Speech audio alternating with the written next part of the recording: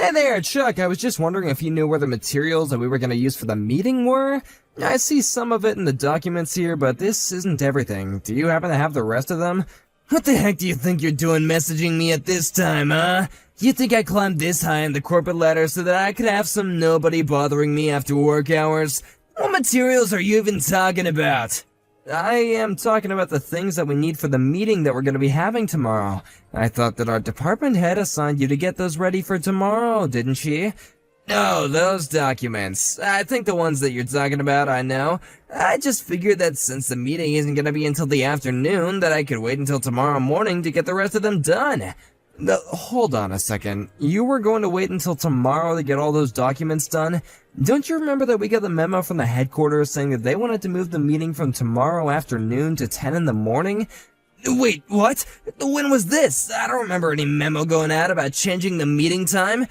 But Chuck, you were the one that forwarded us all of that when it came through. Don't you remember doing that? Are you kidding me? Did I really do that? I don't remember anything of the sort.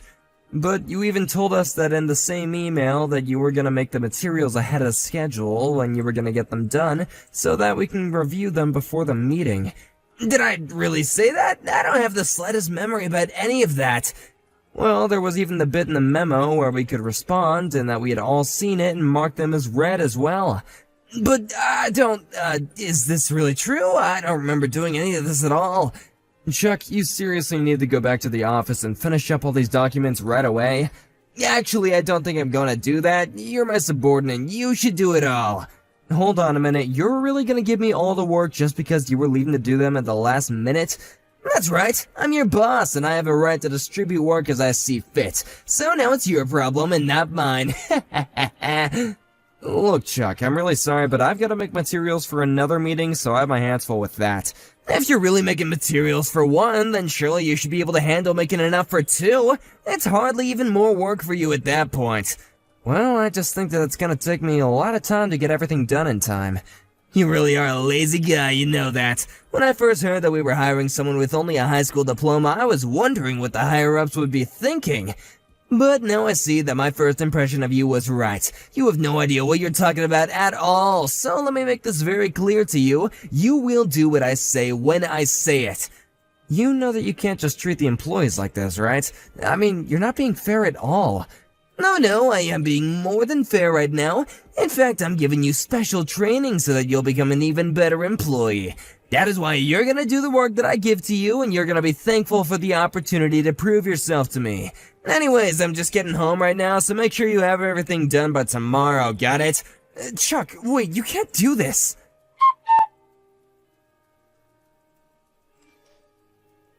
Hey, George, are you there? I just heard the big news. Is it true that you really got married? I had no idea that you were even dating anyone.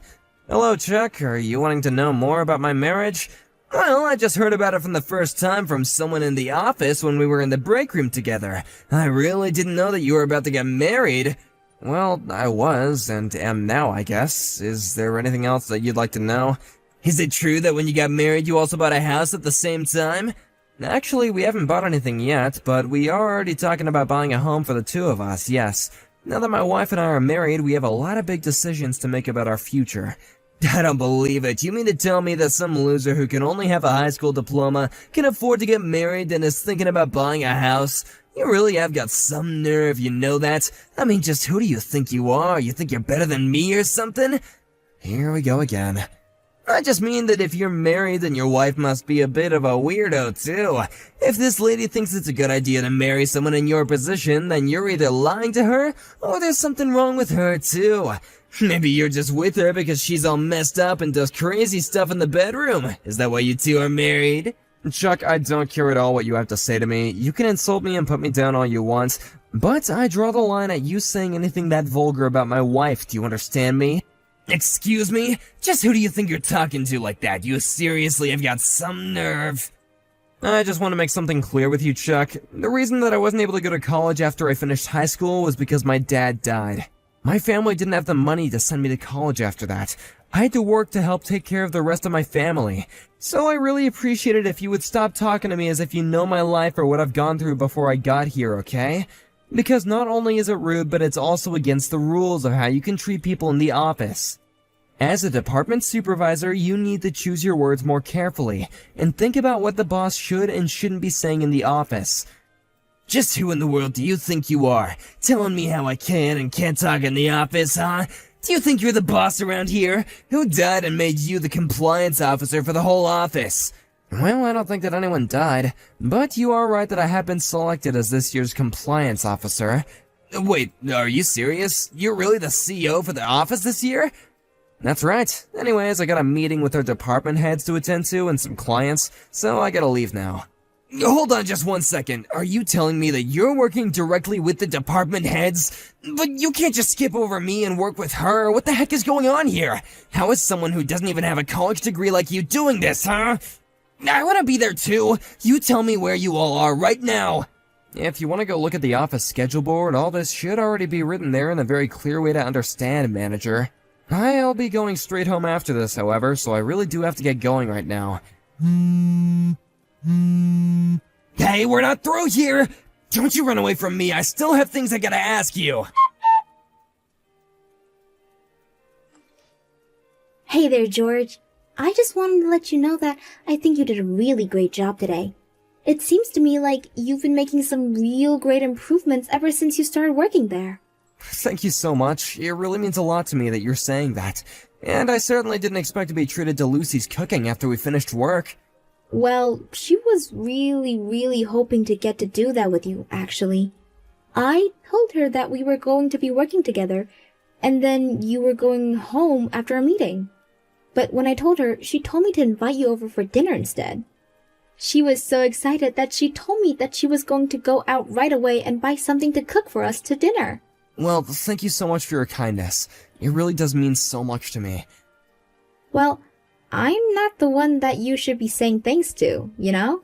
You're right. Please tell Lucy how grateful I am for her thinking about me like that. Tell her the dinner was delicious. Of course. I'll be sure to do that. And I'm sorry to be asking you to work a little tomorrow even though it's Saturday. You mean about seeing you off at the train station? I can do that, no problem. You wanted me to pick you up and take you over at about 8 in the morning, right? Yeah, that would be perfect. Thank you so much for that.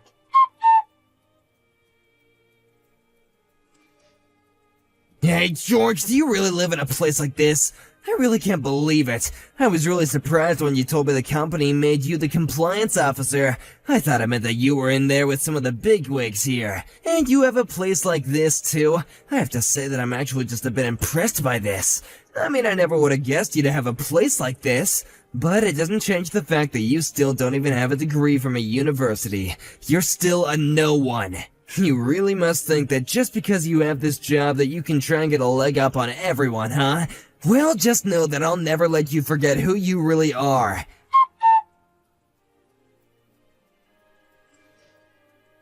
Hey there, George. I just wanted to let you know that I'm having a really great barbecue. I was gonna invite you to it as well, but I heard that you were going to be out of town doing something. Hello there, Chuck. Sorry, I'm not quite sure what you're talking about, actually. What is this about? No, I didn't tell ya. I was gonna be having a little barbecue party, and I was thinking of inviting you, but I guess you weren't here to be able to enjoy it.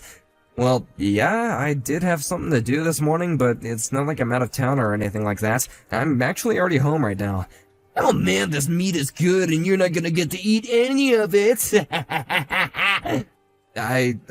Okay. You enjoy that, I guess, Chuck.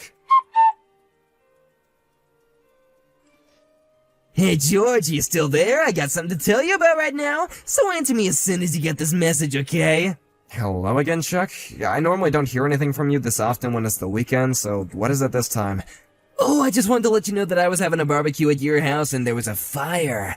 Wait, what? A fire? You had a fire at your barbecue party? Is everyone okay?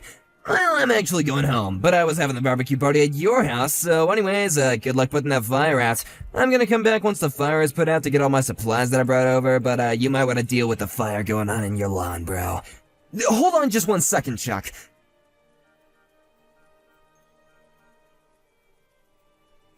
Wait, you're telling me that you don't actually live in a house? Like, you live in an apartment? Yeah, I have an apartment room on the 3rd floor of my building, actually, so I'm not really sure what you mean when you say that you were having a barbecue at my house, much less my lawn. Hold on a second, what do you mean? Are you serious about all this? I am. Did you even bother calling the fire department about any of this? No, I was gonna leave it all to you, actually. Well, you better call them right now, because wherever you are, that isn't my house.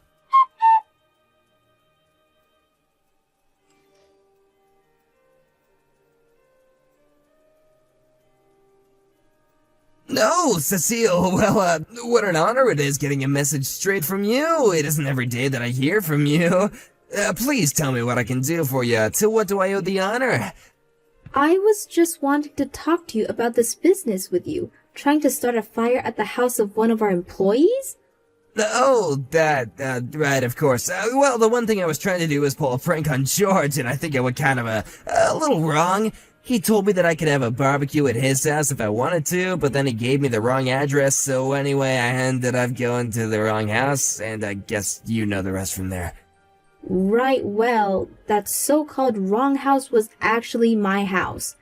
Wait, I'm sorry, what? That was your house? That's right, it was my house, and I wouldn't have minded as much if there was just a little bit of damage. But the thing is that the fire spread to my prize-winning rose garden and completely destroyed it. So, it really was your house then? You really mean that? That's right. It was my house. And I just want you to know that I'm going over the damage that you've caused. Not only to the roses, but to my garden in general, as well as a tree that was designated as historic by the city. So just know that I'm going to be charging you for all of that. You're really gonna make me pay for all that? Are you serious?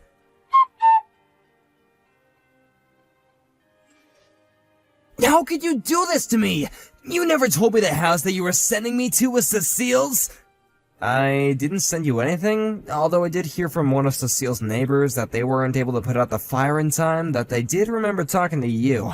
They told me that you told them that you had permission from Cecile to do what you were doing. You're honestly lucky that your fire didn't end up burning the whole house down, you know that? I mean, did you really do all that just because you thought that it was my house? But, I mean, you told me that, you just got married and had gotten a new house, so I thought that I would go and check out what the new house was that you were living in. Yeah, and that's why I was saying that I was really surprised about your house. I had no idea how a little nobody like you could afford such an amazing place with a perfect yard like that! I see. So basically you're saying that you thought that Cecile's house was actually mine? But, I mean, I saw you go up to this house after you finished up with work the other day. So how is it that you don't live there? Are you talking about a couple of days ago, when I went home from work that day? That's right. I just happened to see your car while I was out, and so I got into mine, and I thought that I would follow you home so I could make fun of where you lived. And then when you arrived, there was some pretty lady that came outside to greet you, so I was sure that you must have been, where you were living with your wife. Well, I don't know what else to say, but that's not my house, and that is not where I live with my wife. But how can that be? What did I even see then? You do remember that I told you that I was talking with my wife about where we were gonna live, right? I told you that we were still talking about where our house was gonna be. Did you really say that to me? I don't remember that at all. Are you sure that's what you told me about where you and your wife would be living? That's right. I'm sure that I told you that my wife and I hadn't decided on where we were gonna live yet. I'm sure that if you scroll up throughout our other conversations that you will say that I told you just that much as well.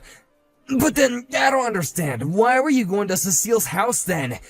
Well, that would be because after I finished work the other day, I was invited there by Cecile, if you must know.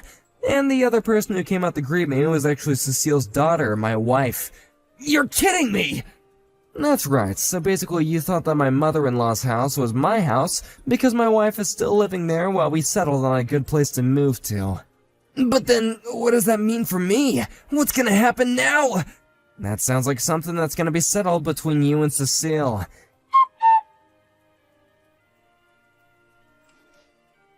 In the end, Chuck was fired. Not only was his out-of-work conduct considered unacceptable, but HR acted on the many reports of his non-compliance with office rules that I made. I imagine that he was probably charged with some kind of mix of breaking and